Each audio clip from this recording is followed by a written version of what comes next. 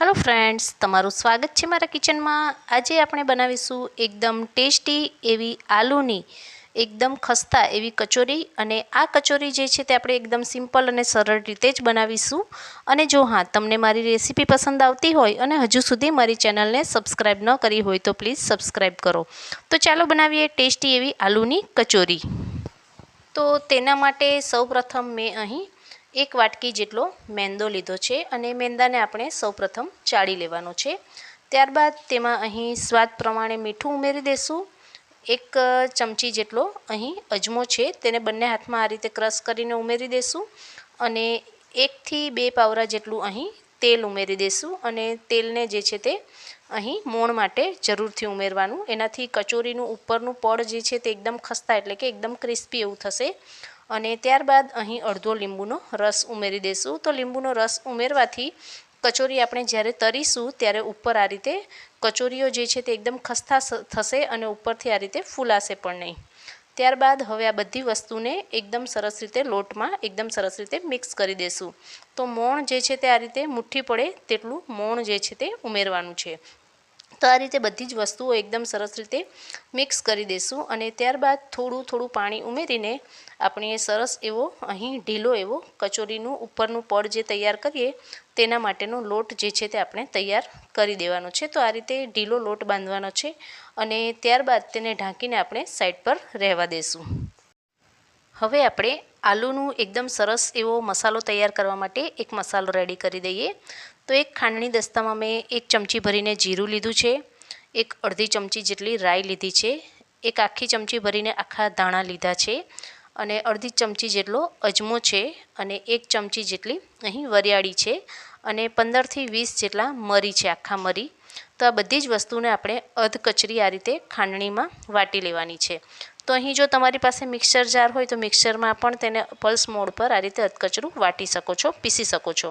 તો આ રીતે સૌપ્રથમ બધો મસાલો મેં અધકચરો વાટી લીધો।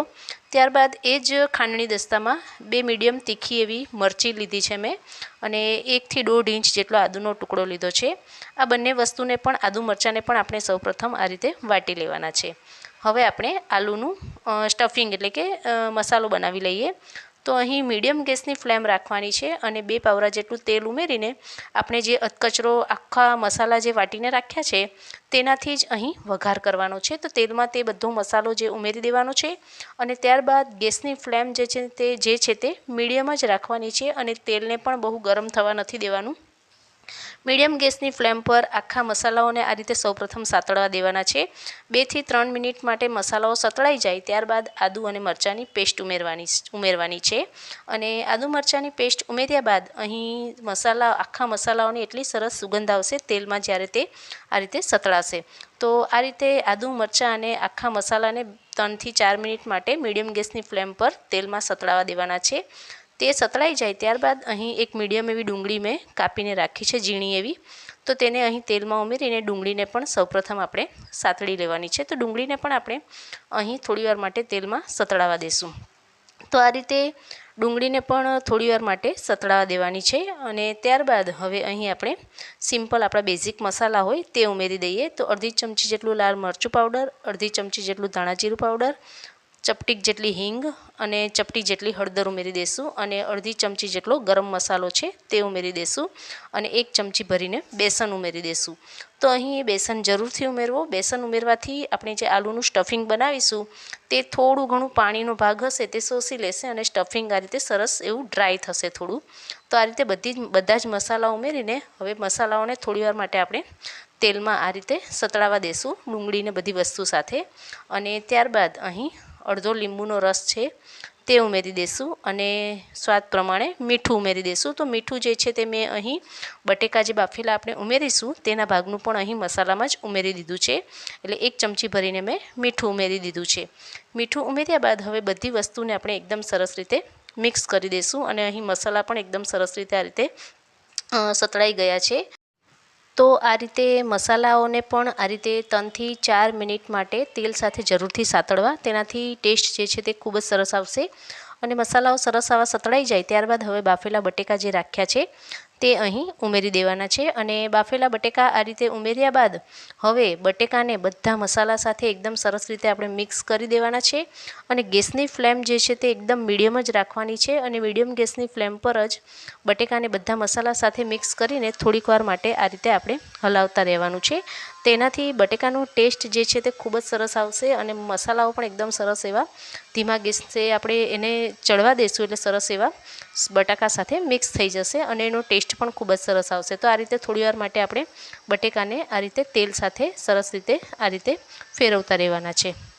આ રીતે મસાલો એકદમ સરસ રીતે તૈયાર થઈ જાય ત્યારબાદ હવે લાસ્ટમાં અહીં લીલા ધાણા છે તે કટ કરીને ઉમેરી દઈશું અને લીલા ધાણા ઉમેર્યા બાદ હવે મસાલા સાથે એકદમ સરસ રીતે મિક્સ કરીને હવે તેને મસાલાને એક પ્લેટમાં આપણે કાઢી લેવાનો છે અને તેને થોડું ઠંડો થવા દેવાનો છે. મસાલો આ રીતે ગરમ ગરમ જ રેડી કરીને આપણે કચોરીમાં તેને ભરવાનો નથી. આ રીતે જો ગરમ ગરમ મસાલો ભરવામાં આવશે તો કચોરીઓ ફાટી જશે. તો આ રીતે મસાલાને એક પ્લેટમાં કાઢીને તેને ઠંડો થવા દેવાનો છે. તો જ્યાં સુધી આ રીતે મસાલો ઠંડો થાય છે ત્યાં સુધીમાં આપણે જે લોટ બાંધીને રાખ્યો છે તેને આ રીતે તેલ નાખીને સૌપ્રથમ મસળી લેવાનો છે અને ત્યારબાદ તેમાંથી આ રીતે નાના નાના લુવા તૈયાર કરી લઈશું અને ત્યારબાદ હવે તે લુવાને આ રીતે હાથ વડે પણ આપણે ફેલાવી શકીએ છીએ. પરંતુ જો તમે પહેલીવાર કચોરી બનાવતા હોય તો આ રીતે હાથ વડે આપણને પહેલી વખત બનાવીશું તો નહીં ફાવે. તો આ રીતે આપણે પાટલા પર થોડી જાડી એવી પૂરી જે છે તે પૂરી જેવું વણી લેવાનું છે અને જાડી પૂરી આ રીતે વણ્યા બાદ હવે તેની વચ્ચે આપણે જે બટેકાનું સ્ટફિંગ તૈયાર કર્યું છે આલુનું તેને આ રીતે ગોળ શેપમાં વાળીને તેને વચ્ચે ઉમેરી દેવું અને ઉપરની સાઈડથી આ રીતે તેને કવર કરી દેવાનું છે અને કવર કર્યા બાદ ઉપરથી આ રીતે એકદમ સરસ રીતે એને ચિપકાવી દેવાનું છે એટલે કે કચોરી તરવા ટાઈમે એ આ રીતે ખુલે નહીં. તો આ રીતે ઉપરથી દબાવ્યા બાદ આ રીતે વચ્ચેથી ફ્લેટ એવી દબાવીને બનાવી દેવાની છે. તો અહીં કચોરી જે છે તે આ રીતે બધી જ રેડી મેં કરી દીધી. ત્યારબાદ હવે અહીં તરવામાં પણ કચોરીને તરવામાં થોડો ટાઈમ લાગશે અને ગેસની ફ્લેમ એકદમ મીડિયમ રાખવાની છે અને મીડિયમ ગેસની ફ્લેમ પર જ તેલને ગરમ થવા દેવાનું છે અને કચોરીને આ રીતે નાખવાની છે અને કચોરી મીડિયમ ગેસની ફ્લેમ પર આપણે નાખીએ ત્યારે પણ તેને સૌપ્રથમ 2 થી 3 મિનિટ માટે તેને હલાવવાની નથી એટલે કે ચમચો નથી ફેરવવાનો.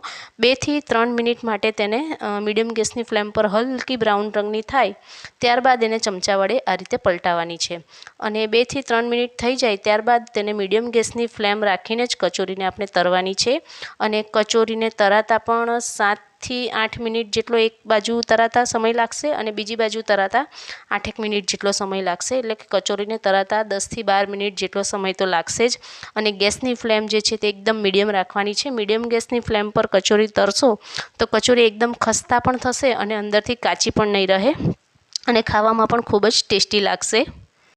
તો અહીં તૈયાર છે ટેસ્ટી એવી કચોરી અને આ કચોરીને આપણે હવે સર્વ કરી લઈએ. તો તેમાં આ રીતે વચ્ચેથી આપણે આ રીતે કચોરીને તોડી લેવાની છે અને કચોરીઓને વચ્ચેથી તોડ્યા બાદ હવે તેની ઉપર આ રીતે મીઠી ચટણી છે તે ઉમેરી દઈશું અને મીઠી ચટણી ઉમેર્યા બાદ જો તમને એકદમ સ્પાઇસી કચોરી ખાવી હોય તો અહીં એકદમ તીખી જે ગ્રીન ચટણી બનાવીએ તે પણ તમે ઉમેરી શકો છો.